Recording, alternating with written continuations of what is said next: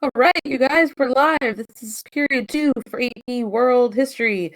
So if you're ready to go and you're excited about this and you're going to take some notes tonight, drop a 1 in the chat, especially if you can hear me. All right, notes on notes. We're going to get this done. Look at this. New community members. This is super exciting. Actually, the high-level history community at this point has about 65 members. And that is AP World and APUSH, which is awesome. So we're moving up, and these sessions are going to get even more and more interactive, like the more students that join. So just to keep you in the loop. All right, so you should now be registered for all of them, so that should make it easier for you. And tomorrow at 5, we'll be doing the short answer question practice for period 2. So definitely put that in your calendar, keep that in mind so that you have, you know what to expect. The second thing is that the, what was I going to say? The Facebook group for students, if you're not already in the Facebook group, you should join it. I'm right now preparing like 30 different posts to do, one every night, so that there's like practice prompts, practice documents, and all kinds of stuff that will kind of go into the group. So that's kind of like daily stuff, daily help that will help you out. So if you're not already in that group, definitely do that. You can just search AP World Students on Facebook and it'll come up. Questions. As the lives goes on, will the lives become longer? Possibly, because there is more content. It'll be hard to do all of period 6 in an hour, but I think it can be done. So tonight, I think we can definitely do it in in an hour. Will we be able to rewatch all these videos? Yep. So if you've missed any of the earlier ones, right now in the community, you can see the videos for period 1 and then also for the multiple choice practice that we did for period 1 last weekend. So both of those are already up. And then as soon as this is done, what I'll do is download the video and then upload it to the community. So you'll be able to rewatch this. All right, we good? So definitely make sure you take notes so that you have it all written down. Grab yourself a piece of paper and a pen. Anytime you have a question, just drop in your question in the chat and I'll either stop right away or stop when I have a second. Okay, so let's just jump in. So there's 3 key concepts for period 2. I definitely need to add like a slide in the beginning, so I'll do that later. But there's 3 key concepts for period 2. The first one is all about religion and culture. The second one is all about politics. And the third one is all about trade. So remember that we're in 600 to 600. This is like the classical era. That's kind of what it's known as. And so the first key concept, we're going to first start with the religions that were already existing before this time. So you've got 2 religions that kind of come about in Unit 1, Judaism and then Hinduism, right? So Judaism would be an example of a monotheistic religion. Hinduism is polytheistic, but kind of complicated. It doesn't really truly fit into poly versus mono. But there's like a couple of things to know about them because these 2 religions become more popular in this time period and things happen to those people. So you've got, for example, the Jewish diaspora is a big part of this time period.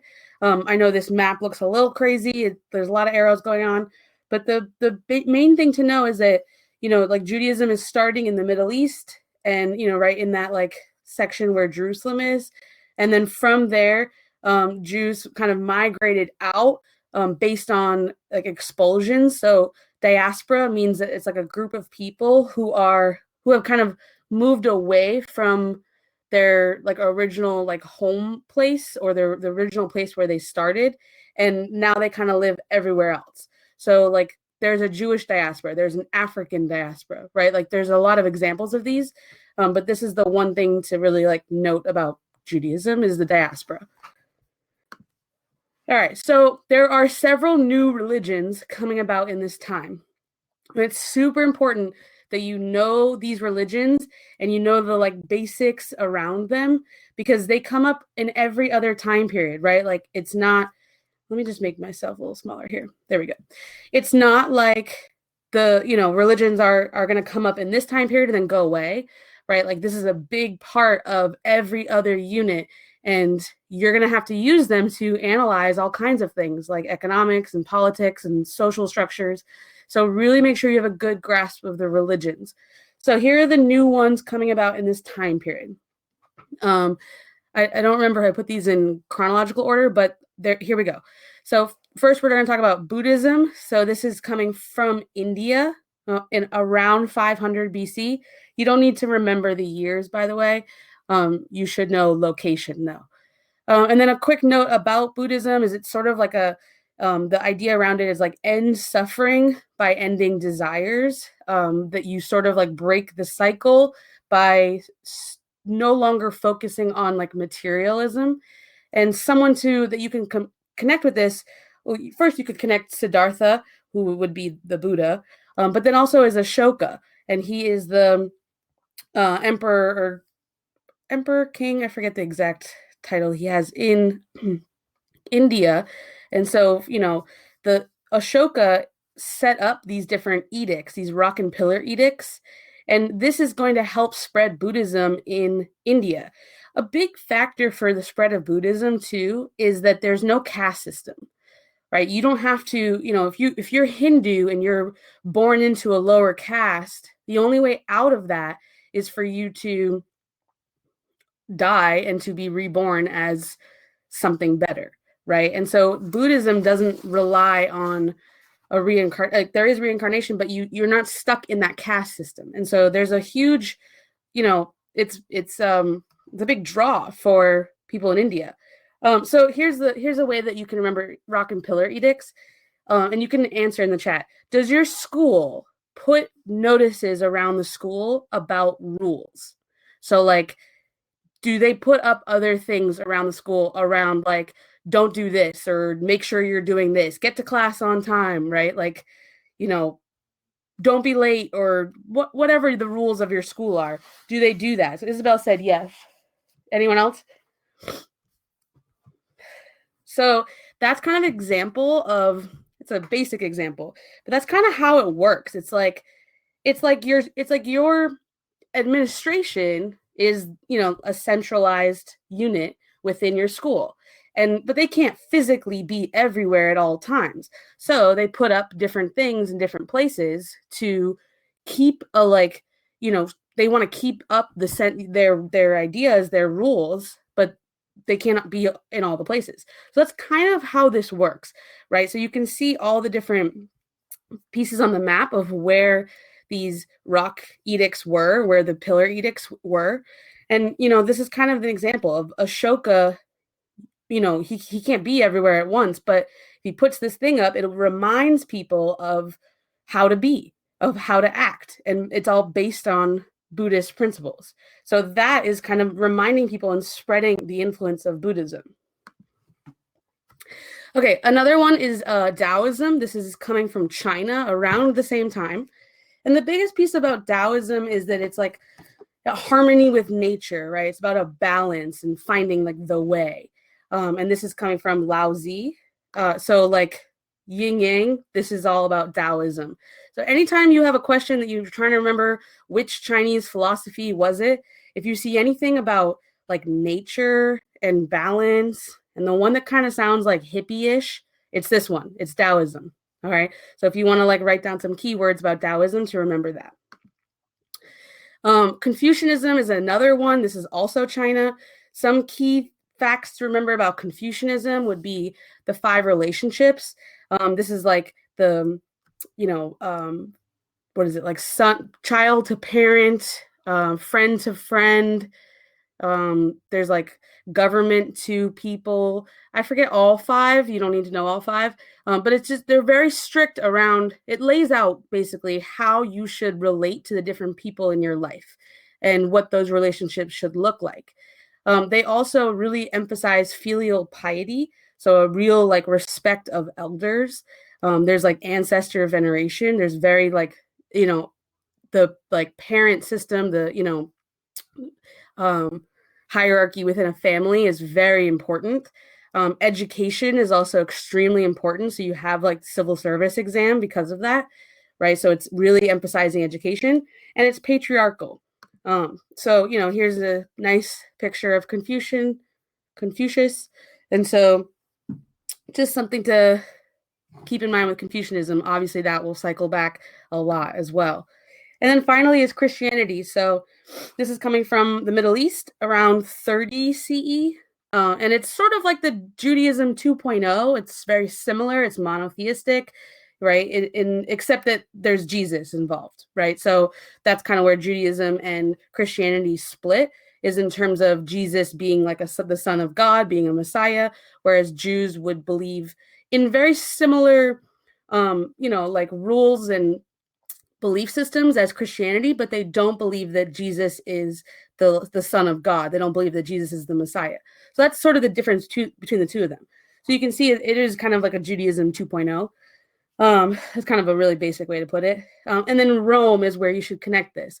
So at first, the Romans are like pagans. Like Christians were seen as kind of the outliers. Like it wasn't, you weren't allowed to be Christian in Rome. And so it wasn't until later in 313 CE, that's a year that you could remember, that Constantine is going to legalize Christianity and really make it okay to be Christian. And then some of the future emperors will then make it the official religion of Rome. And then it becomes like, if you're not Christian, then you're the problem, right?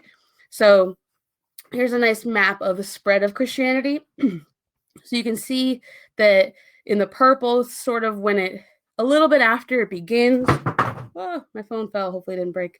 So the purple is sort of where it begins. And from those regions, it spreads outward into the greens, right? And then it will just keep going. So this is just the spread of Christianity in the Roman Empire. So again, guys, any questions? If I'm going too fast, you want me to slow down, whatever, just let me know, okay?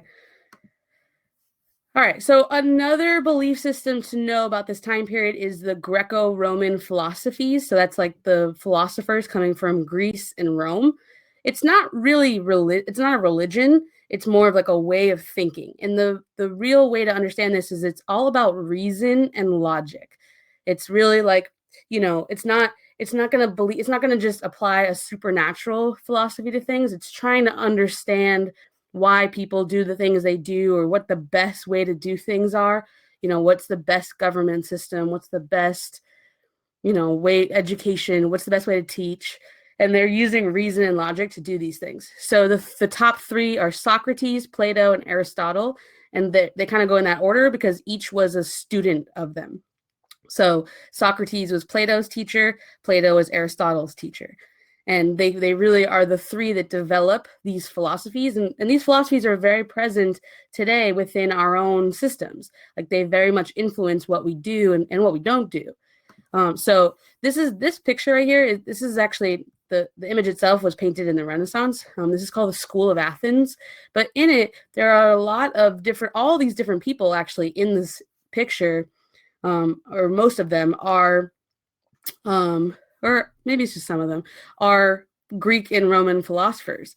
So like right in the middle is Socrates, and I don't remember exactly who he's talking to, but this is like this image here, it's sort of like, imagine if all these people had been alive at the same time and were in a room, like what would they have talked about? So it's not like a real, thing that happened. These people were not alive at the same time. But this is sort of an example of that philosophy coming from the, Mediterranean world. Another belief system that we really existed before this time in Unit 1 was animism. And this is, maybe one of the earliest examples of belief systems. And it's just like that there's spirits within the natural world, right? It's not necessarily that like trees are like living, trees are living things, but it's not necessarily that like trees are God, but that there's like spirits, and every living thing is spiritual. And that you see this outside of the core civilization. So, for example, Native American tribes would have believed in things like this. This is like, have you seen Pocahontas? Like, drop a 1 in the chat if you've seen Pocahontas. This is sort of that, right? Like when you think about the tree speaking and the animals speaking and being friends with those things, like this is animism. Obviously that is the Disney version and not like real, but that's just kind of what that looks like. So there's a real like worship of what's going of nature, right? Like that's kind of putting that first. So Kevin, you should really watch Pocahontas. It's not that bad. Okay, and then finally, we kind of talked about this a little bit with Confucianism, but finally is Ancestor Veneration. And this isn't, again, that one's not like its own religion, but that's just a belief system that really takes hold in this time period. That's just this like worship of ancestors. And that doesn't necessarily mean like ancestors from super long ago. It could just be parents, grandparents, right? Like your own like immediate ancestors. So do nomadic groups believe? Yes, actually, yeah. Thank you for that. So nomadic animists tend to be nomadic. Why that connection is there? I don't know. Maybe because they're really relying on nature, right? There's like a nomadic group is going to be more reliant on nature than a settled group, and so there's a real like push to respect the environment, and so like the Mongols, for example, later on, the Mongols are pretty much animists, right? They're kind of a different version and it gets a little more complicated, but that's kind of a similar belief system. And so, yes, they tend to be nomadic. So, like, what do you actually have to know about these religions? Because obviously you could study them forever. You need to know the basic tenets. So by that, I mean, like, is it monotheistic? Is it polytheistic? What's the end goal of the religion? Like for people who believe in that religion, what do they want to get out of it? Is it an afterlife? Is it a reincarnation? Is it a way of living? Like you can define these out in different ways. Like what are these major tenets? Like what does this religion mean? What does someone who follows this religion believe in? So just kind of being able to apply those things to it. You definitely should know the location of one, where it started, and two, where it spreads to. That will come into play later, the spread, but that's the really important thing. And then finally is influence. Like how do these religions influence the places that they are, right? So like for Hinduism, for example, the caste system is a huge influence on Indian society. For Confucianism, the how they feel about education is a huge influence on Chinese government, where you have the civil service exam. So things like that, being able to connect what's going on, what's the religion about, and how does that affect the like political system or the economic system or the social system of the place where that religion is. And as long as you can do those things, then you're going to be solid on this key concept. All right. Moving on to key concept 2.2. So this is all about the empires. This is all the classical empires. So I'm just going to kind of run through them. I will, for each one, talk a little bit about it, show you an image, and then, we'll talk about how you might be tested on these empires. Because again, you can get really bogged down in this. Does anyone use the textbook Bentley, the Bentley textbook, or Stearns even? If you use either of those. Or which, actually, out of curiosity, which textbook do you use? Do you have Strayer? Do you have Stearns? Do you have Bentley? Do you have AMSCO? I don't know, maybe another one that I'm not thinking of. Strayer, AMSCO. Sweet. All right, so Strayer does a really good job of the textbook chapters are kind of like comparative in of themselves, right? Like for Strayer, you probably read like one or two chapters about this specific content, and it just sort of like looped all of them together. Some of the other ones, probably like AMSCO and Princeton and Bentley and Stearns, they kind of have like a chapter per empire, and that's like doing the most. So what you really want to do is really think through, as you're learning about these things, think about comparisons, tie them together. Try not to think about it as Rome and then China, right? Like they don't really exist in isolation. Like they are their own thing, but they really exist in a larger picture, So when you're studying it, try to step back and think about what's really going on in the world. How are these different empires connected, and what does that tell us about this empire? So Persia is the first one. There are like three like Persian empires. There's the Achaemenid, the Parthian, and the Sassanid, and then there's Alexander the Great, who really helps to allow Persia to expand, and especially for him, he's spreading the Hellenistic empires. Because he's kind of a Greek, and so he's the Hellenistic empire or Hellenism is basically talking about Greek culture, and so he is helping to spread that. Like we see examples of what the Greeks did, whether it's through language or philosophy or politics or architecture, like with columns. Like we see that throughout different regions across, Afro-Eurasia. And he's the reason why. He was like 23 years old when he conquered like a ton of land.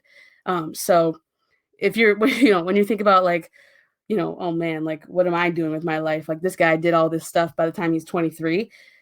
Yeah, he's definitely one up there. But something to know about Persia is like very rarely on the exam. I'm not going to tell you that it's not going to be on the test, because with my luck, it'll be the question. But with my students, we kind of told them, like, honestly, if you're going to skip something, skip Persia, just because you don't really, beyond those like 5 words, you might get a multiple choice question, but you're definitely not going to get an entire essay on Persia. Like there's too many other things going on. But there's Alex the Great, and all his glory and his horse. And like this was a mural that was on a wall. I'm not sure exactly where this one was located, but he was very renowned for, kind of seems like the hero of this region at that time. Okay, China in the classical era. So you've got 2 different dynasties. So this is after the Shang and the Zhou. Now you've got Qin. Qin is the very first one to like really centralize and unify China. And they're really only a dynasty for like 14 years. So it's not very long, but it's a huge impact because it changes the way that Chinese dynasties look after that. So in the Qin dynasty, you see legalism, which is another belief system that I didn't mention before. But legalism is really focused on laws and legal values. They're centralized, so it's like one location where they're ruling the entire place, and then that like unification is really important. And then after them comes the Han Dynasty. The Han Dynasty is like the main dynasty in China that you will really have to know from this time period. So for Han, they exist from like around 200 BC to around 200 CE. And the things that they are really known for are, one, their involvement with the Silk Roads. They're a huge part of those, and that will come up in the next key concept. Their capital city is Chang'an, and then also like development of paper, and that's just one example of technology that they developed, right? So here's the map of the Han Dynasty, so you can see like how widespread, like that's a ton of land, like really think about how big that is. And so the Han Dynasty was a really important piece of the Silk Roads, of trade in this time, because there's such a large empire. And so they're really helping to connect Asia and Europe. Okay, India. So classical India.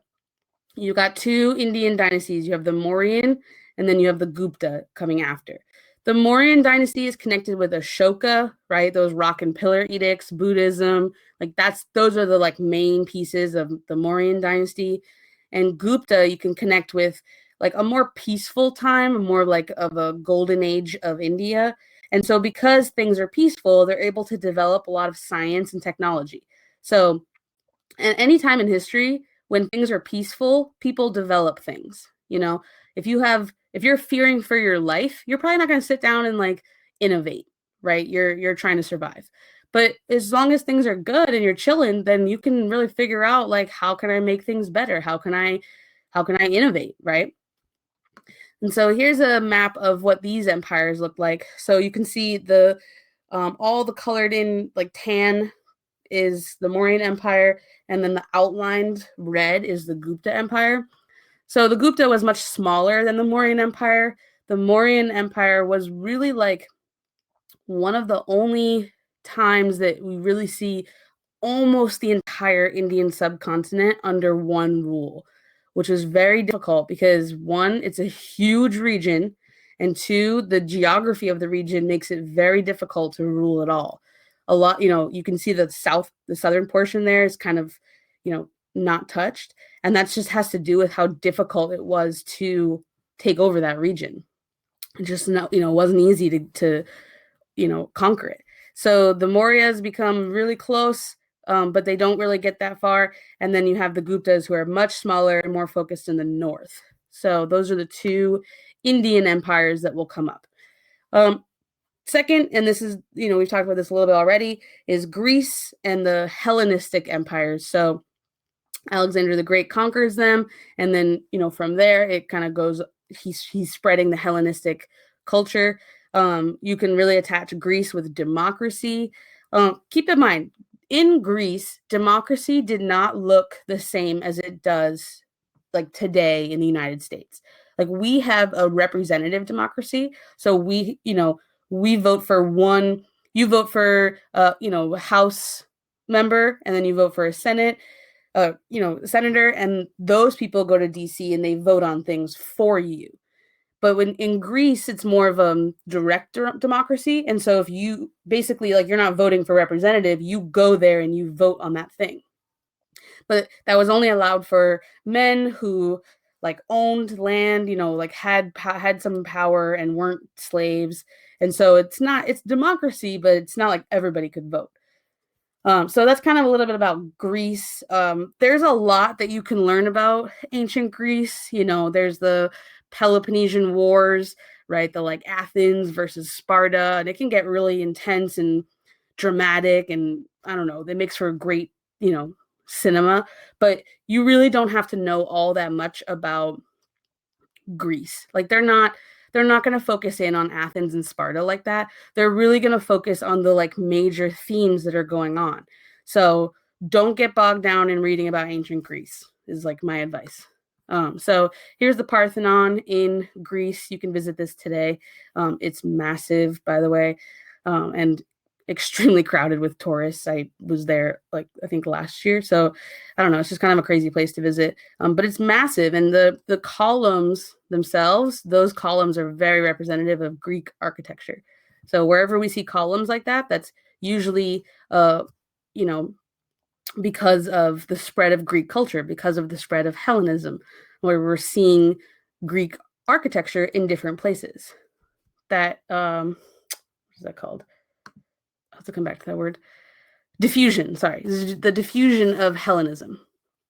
Okay, so the next one is Rome. This is the one that there's always a lot of questions about Rome. Most of them are really focused on the Roman Empire. Okay, so Rome actually has 3 different stages, and you really need to know that's the case. There's the kingdom, that's first, and that's ruled by a king. Then there's the republic, and that is kind of like has consuls, and it's a complicated system, but that's where Caesar is involved. And by the way, the Roman Republic is the same time that Cleopatra was alive. So as some like reference for you. So kingdom, republic, Caesar's killed at the end of the republic, and Augustus becomes emperor. So now comes in the Roman Empire. So more likely than not, when they ask you a question about this time period and it has something to do with Rome, they're talking about the Roman Empire. So you cannot talk about Julius Caesar. So just keep that in mind. If really look at the dates and what it's saying, they'll say like imperial Rome if they want you to talk about the Roman Empire. So really focus in on the emperors like Augustus, like Constantine, not on Caesar. So he's important in the Republic, but he's gone already by the time the empire happens. So here's what Rome looked like at its height. It's pretty insane, right? Like, they conquer a lot of territory for this time period. They've got the entire Mediterranean on lockdown, right? Like they have that whole like rim of the sea really like it's theirs. And this is kind of ends up being their downfall, right? Like because they're so extended, like how do you actually, you know, if you're ruling from Rome, how do you actually keep control of someone living in Egypt and someone living all the way up in Britain? Like how do you actually keep them under your power? Like that's not easy, and that's a big reason why some of these empires that become so extended end up collapsing because you can't, right? Like what's stopping people in those further away areas from just saying, let's just be our own thing, right? No, Rome was centralized. So Rome is very central. The way that they're governing is centralized in Rome. That's where the government would have been. That's where all the like important things would have been happening. And all the other land is going to come under their power. So they will have an influence of language, of culture, of science, of technology, of trade, of politics in those regions. But that becomes the problem is that they're not decentralized and they don't have like local rulers kind of like really focused on helping them out. So it's really hard to keep everyone under your rule and keep them all happy. So that's kind of one of the reasons why Rome falls. But keep that in mind. Like, this is how big Rome was. Here's a picture of the Roman aqueducts. So this one is like these would help the flow of water go from. It's like a really like more advanced irrigation system, and so you can see these all over Italy now as well. You actually can see them anywhere that you go in that section where it's red. There you might be able to find an aqueduct. Like they were using those technologies in different places as well to help with irrigation. So that's one example of Roman technology is the aqueduct. Okay, what was going on in the Americas? So in Mesoamerica, you have a couple of different, you have like three major different civilizations. You have the city of, I always pronounce this wrong, Teotihuacan, I think that's how you say it, and that's in like modern day Mexico. You've got the Mayans, and I put calendar in parentheses because like that's like one of the biggest things that they developed. One of their biggest achievements is the calendar. And the Mochi are in modern day Peru, but the Mayans were in modern day Mexico. And I think I have a map here. Maybe I didn't include the map. All right. So out of those three Mesoamerican civilizations, the one that you would be asked about the most would be the Mayans. And just like I talked about with period one, the thing about what do you actually have to know about the Mayans? You need to know that they existed in Mesoamerica, that they were involved in trade in Mesoamerica, and that they really developed a lot. They developed, like, for example, the calendar, right? They had like a ball game that they created. They had a writing system. They have all the same features as everybody else, but there aren't any like specific names of rulers or anything that you should know. Just like they exist and they influence others. So here is Chichen Itza, which is in Mexico. This is the monumental architecture that the Mayans built. I'm not exactly sure what it was for. Isabel, should we know human sacrifice for the Mayans? So usually human sacrifice is connected to the Aztecs. I don't know much about the Mayans and human sacrifice, but I have seen questions like short answer documents or a multiple choice set where you might get asked something about human sacrifice with the Aztecs. That's usually where I see those two things connected. So I'll wait for a future time period, for period 4, to really go into that. All right. So in terms of this key concept, yes, you've got, like I said, you've got all the different empires, and you should know a couple of key terms for each and the basics of who they were and what they did, their achievements. But really, the most important thing here is the rise and the fall. It's kind of like with any of the world wars later on. What matters is the cause and the effect. The war itself, meh, right? Like you can kind of skip all the actual war. It's kind of like that here. It's like the rise of the empires really matters, and the fall really matters. The empires themselves, you know, a few facts, you kind of know who they are, what they're doing. But those two things are way more important. You're far more likely to get a question asking you about causes or effects or comparing these things about rise and fall.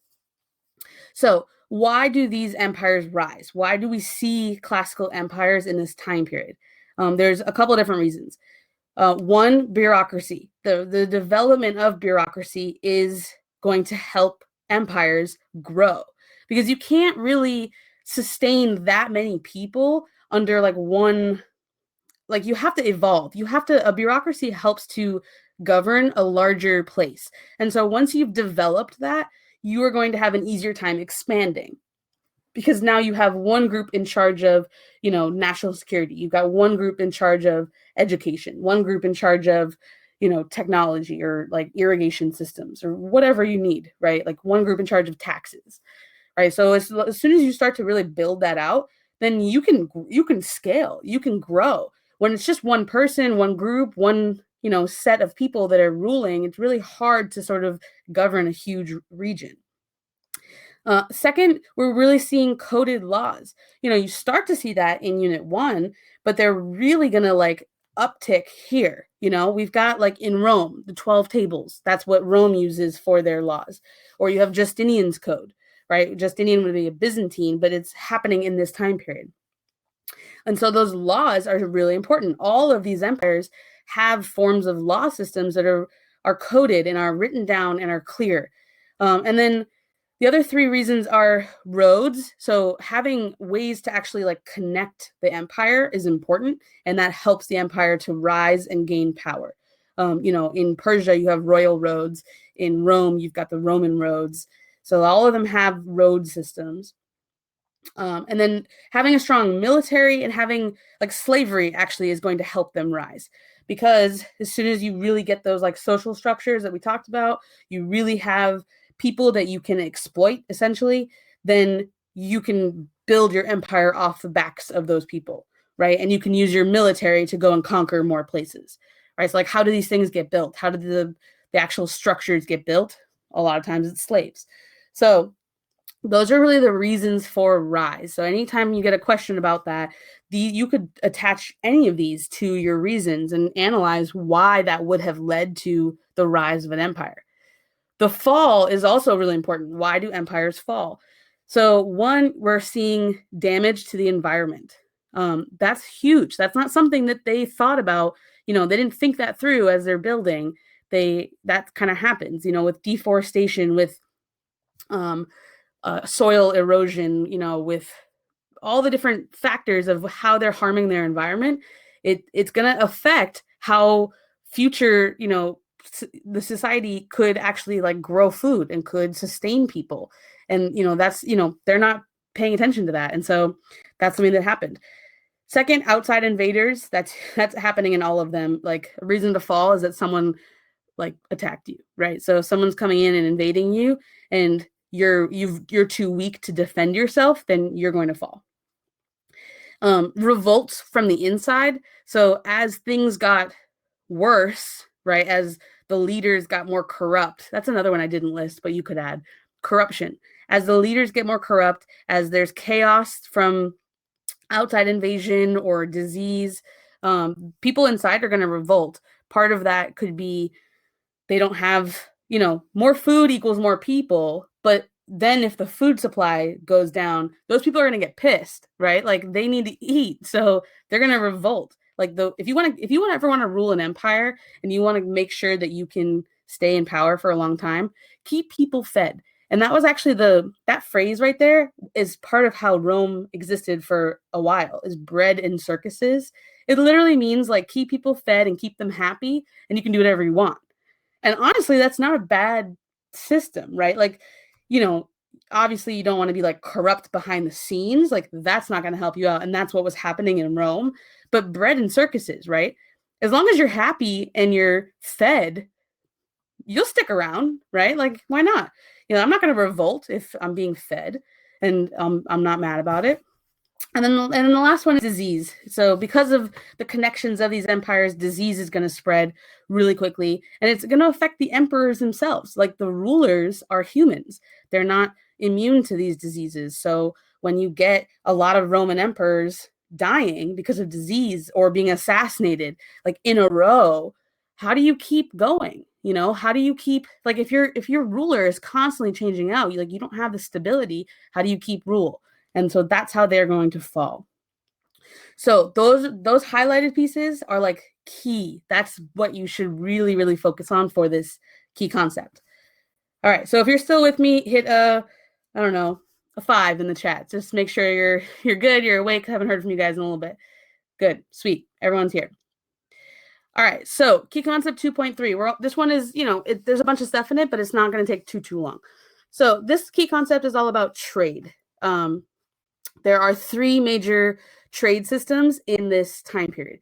You've got the Silk Roads, you've got the Sea Roads. Sea Roads would include things like the Mediterranean trade, and in the Indian Ocean, that's the big one. And then you have Sand Roads, so that's including the Trans-Saharan trade route.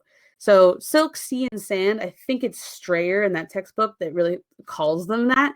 But if you've never heard that way of remembering them, that's a good way to remember it. Silk, sea, sand.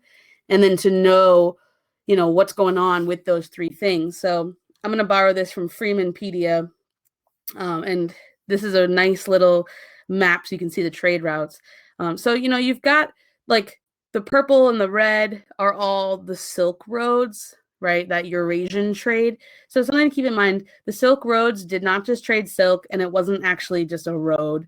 It goes across water too. It goes in all different directions. It's just a network. It's a path, right? So that's going across Afro-Eurasia. That's connecting Rome and China. You've got the Indian Ocean trade routes, which is the blue. That's going to connect all of the basin that touches the Indian Ocean, right? So Southeast Asia, India, the Middle East, East Africa. And those are the major players of the Indian Ocean. The Indian Ocean trade is super going to pick up in the next period with Islam. But in this time period, it's existing. It's starting to develop and get better, right? They're using monsoon systems to really navigate through, where you're kind of waiting until the winds are going to kind of blow you in the right direction, and then you'll get there faster. And if you go too fast and you go against the winds, it's going to take you much longer. So people would sort of stay in one place, hang out for a few months until the winds pick up, and then you grab a boat back. So that's kind of how the Indian Ocean looked. And the Trans-Saharan trade routes are coming across the Saharan desert, right? Those that tan color in Africa. It's obviously very difficult to travel across a desert. Something to know about the Trans-Saharan trade routes, though, is that disease spread less, literally because some of the rodents or the different animals that would help spread it, the different bugs or whatever, just didn't survive in that heat. They're not going to get to live across the Saharan desert. They totally thrive on a boat across the Indian Ocean, but they're not going to do very well in a desert. So disease doesn't actually touch the Trans-Saharan network as much as it does the other ones. So that's just one key thing to know. And then there's the Mediterranean trade too, the green. So right, that's really what Rome is doing, what Greece is doing. You can see how that's really connecting their own empire. And it's not like these things existed in isolation, right? Something could come from China and go across the Silk Roads through the Mediterranean, through the Trans-Saharan, right? You can combine them. They're just all different networks for how people are trading. So 2 things that you should know is that on the Silk Roads, people mostly traded luxury goods, and there's a reason for that. Whereas on the Indian Ocean trade and any of the sea networks, they're mostly trading bulk goods. So if you are trading and you've got, a horse or, a camel, you can only carry so much stuff, you can't actually carry a lot of stuff. But and if you're going to make the journey, it's very far. You want to bring as many expensive items as you can that are light. So things like spices, things like, different jewels, different things that are going to be really expensive but aren't heavy. Whereas on the Indian Ocean, you can trade timber. That's like straight up trees, right? Like you're not going to bring timber with you on a camel. That's going to be really difficult. So instead, you bring it on a boat and it's way easier. You can bring much more of it. You don't have to bring as much. So that's kind of like something to know about the two, the bulk versus luxury goods. Because if there's a question about trade routes, you can use that. And then anytime you list goods that are being traded, examples, those are all evidence points. So that's huge, as long as you like really use them. You can't just list them. You have to kind of explain it too. But you can get an evidence point for every single one. That's a big way that people get those evidence points is goods. Honestly, if you can fit goods, any of the trade goods in any question, you could potentially get evidence points for that. All right, so there are new technologies that are coming about that are allowing for this. Things like yokes, and I'll show you a picture of that. But it's basically like tying animals together. Saddles, so the saddle you would put on a horse, it's going to help you to navigate faster, easier. Stirrups are like the little like things you put your feet on when you're riding a horse, and that also helps you to move faster and quicker. Lateen sails are a certain type of sail that will, when the wind hits it, it just, I don't know the exact technology behind it, but it is going to help you sail faster, which will improve trade. And dhows are a type of boat as well.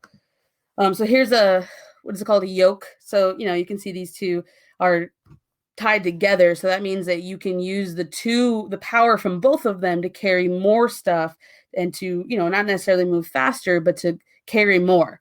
And so instead of just bringing one animal with you, you could bring two and they're not going to like run off. Right. So I don't know. The look on the one on the right, the like brown, he just looks so over it. He's like, can you untie me from this thing? I don't know. I wouldn't want to be in a yoke. All right. So some of the things traded. So we talked about this a little bit. So you've got, oh, you know what? Here we go.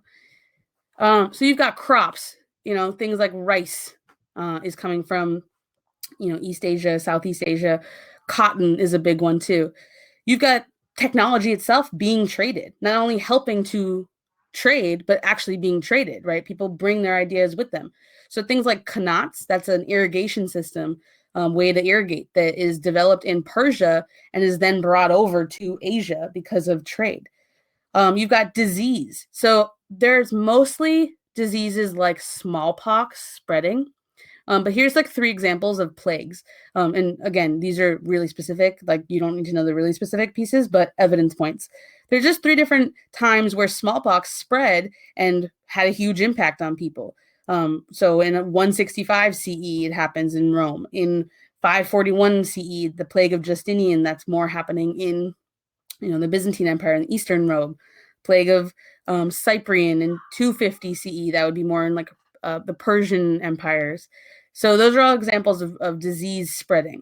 And then finally, you've got religion. People, like I said, people bring their ideas with them. So Christianity is going from the Middle East into Europe. Buddhism is going like from South Asia, from India into China, into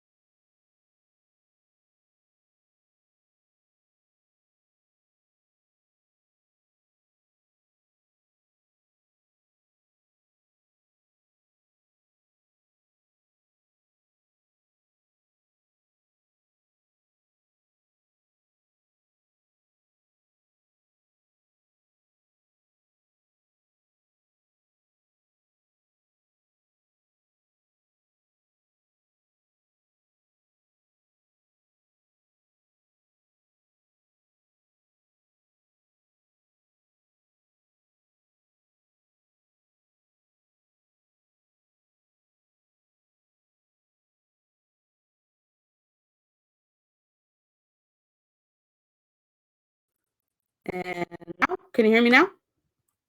I just tried refreshing it. Okay. All right. So sorry. So I will explain.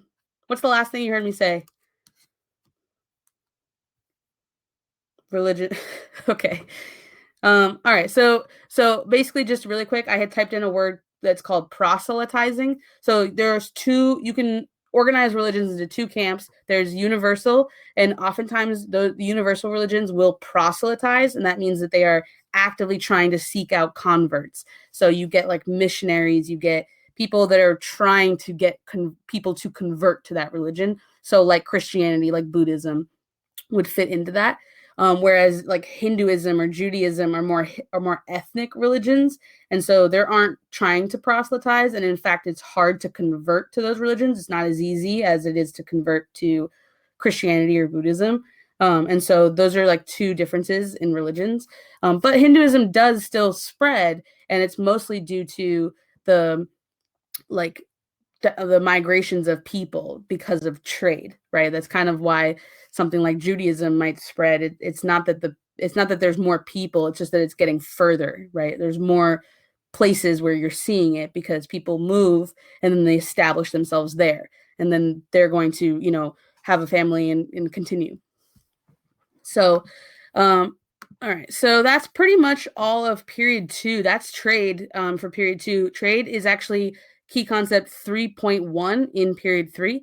So it is the first thing in period 3 because all of this stuff is some of it's going to continue and some of it's going to change. And there's an awesome CCOT question there with trade in terms of going from classical to post-classical. What stays the same? What changes?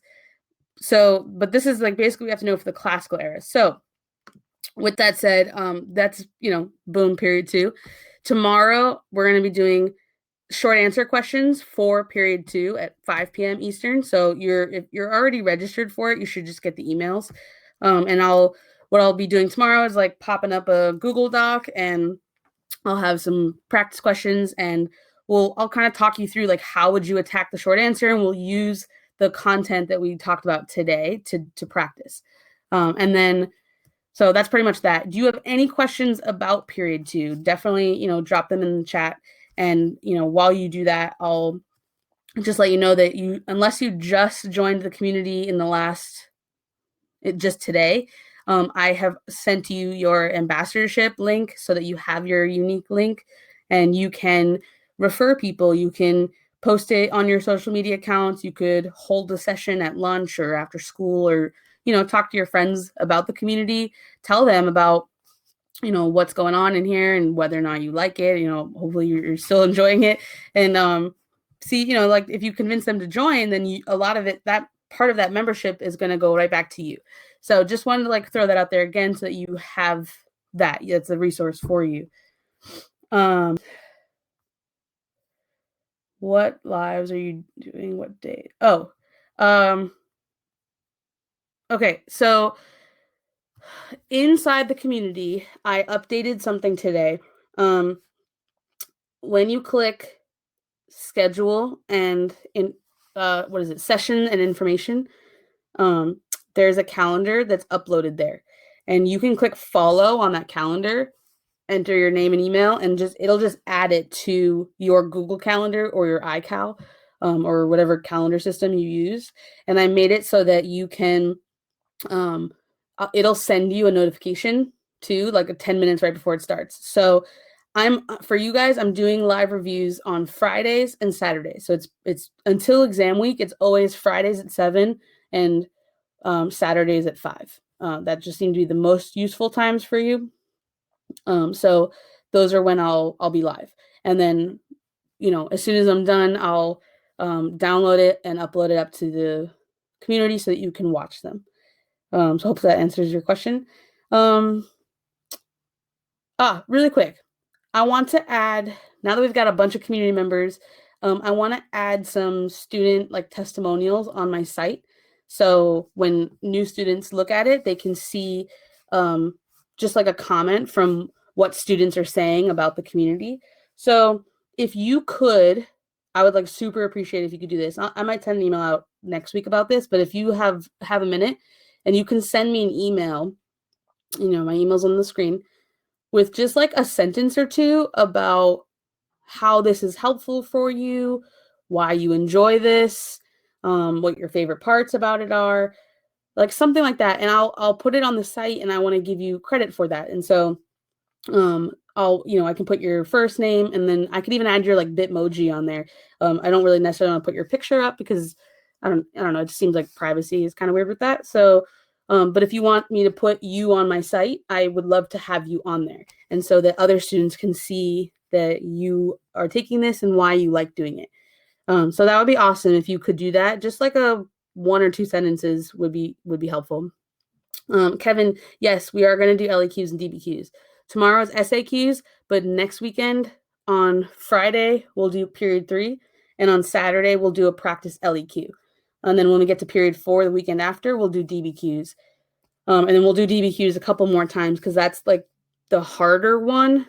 It's the one with the most moving parts and the highest percentage of any of the other writing sections. So we'll definitely do DBQs and we'll definitely do LEQs. All right. So 7:55. Does anyone have any other questions about period 2, about community stuff, about, I don't know, anything about AP World? I got a few minutes. All right. So question is, after watching your live, what should we do outside of this, like review books, flashcards, apps, etc.? So actually, inside the community, there is one of the very first things you'll see is called resources that, what is it called? Resources to help you review. And so if you go into that, I actually list out for you all the different prep books and a little bit of what's going on and the different apps. The AP World Romulus app is about to be released, and so that's awesome. And my suggestion for you is to like make a plan. So really think about, look back on your past stuff. And also the roadmap that I uploaded to the community as well will help you do this too. So you can download that. But think about like all the things you've done in class so far. Look back at your old tests, your essays, and find the places where you need to improve the most, right? So maybe it's that you are not earning those rubric, like maybe there's a rubric point that you're not earning. Maybe there's a time period that you scored lower in. Find what that is for you. And, your answer to that, Isabel, could be different than Kevin's, and Kevin's could be different than Bethlehem's. Like, it's all going to be different. And so you want to find what is the skill, what is the content in AP World that you struggle with the most, and then really attack that. And so for you, if you prefer to watch videos, then watch videos to help you fill those gaps. If you prefer to read, get yourself a prep book. Like I have this is the US history one, but like I like this ASAP one. And I also, the Kaplan one is free. So if you like to read, get yourself a prep book. If you prefer flashcards, if you prefer apps, like make yourself a plan. Take some time this weekend and really think back to where you're at and things. If you haven't taken a practice test yet, you might want to do that. So you can really pinpoint, like, what do I actually need to work on? Where are my gaps? And then I can help you figure out what's next. So are the essays on the exam in a specific order? Yes, they are. You'll have multiple choice SAQs, and then I think it's DBQ and then LEQ. So that's the order in which you'll have them. I finished phase 1. I found that I wasn't earning the same 3 points. Sweet. That's awesome, Carla. So that's really good to know, right? Because now it's not like you have to attack the whole DBQ, right? Or all of world history. Like, you've been doing this, and a way to give yourself some credit is to really find, like, well, you're good at this one. You always earned this point, so don't worry about it as much, or like, what are those specific things that you're not finding? So definitely go into the community. You can download the roadmap that will explain it a little bit more to you. And then if you want help in doing that, you can reach out to me, and I have some other resources too. Never made a huge study plans. Yeah. So, I mean, this is not something that people just know how to do. I don't think I really understood how to study until college. And even then, like, I'm much better. Like, now I wish I could go back and take these tests, because now I feel like, oh, okay, now I get how to do it. So just find the places that you need to study the most. You know yourself the best. And if you're not sure how you learn the best, try different things out. Try videos, try a prep book, try different things out, and then test yourself again in like a week and see, did I get better at that one thing? If I didn't, now I need a new way to learn, right? So that's something that you could look at. Like, don't just wait until the big day to see if it worked. Like, let's say you decide, like Carla, for example, what was one of the rubric points that you have started to focus on? Like, what's the DBQ rubric point that you like really wanted to jump in on? I'm not sure exactly what it was, or if you're still here. But let's say it was thesis points, then reasoning number 2. Okay, so it was the analysis piece. And so, for you, and just to show Isabel this example, now you can just practice that one point. And you can do, instead of writing a whole DBQ every time you want to practice it, just practice, how would I get that point? And then in a week, write a new essay, write a full essay, and then have a teacher grade it. Have your teacher or have me grade it, and to see, are you now earning that point? And if you're not, what can we do to help you earn it? If you are, awesome, it worked. And now move on to the next thing. Phase 1 has to do with the ways to study. So if you go on YouTube and check out the pep talk that I had, and I gotta go in 1 second, but let me just link this for you.